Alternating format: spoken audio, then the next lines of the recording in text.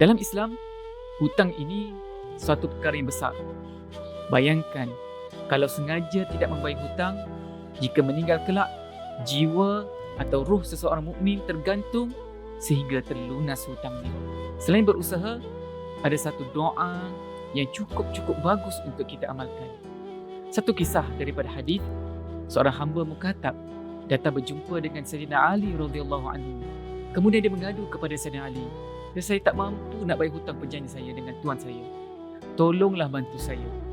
Kemudian Sayyidina Ali radhiyallahu anhu berkata, mau tak kalau saya ajarkan satu doa yang Rasulullah sallallahu alaihi wasallam ajarkan kepada mereka yang terbelenggu dengan hutang. Jika kamu dibebani hutang walaupun setinggi bukit, nescaya Allah Subhanahu wa taala akan selesaikan untuk kamu.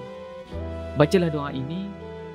Allahumma kfini bihalalika an haramik wa aghnini bifadlika amman siwak.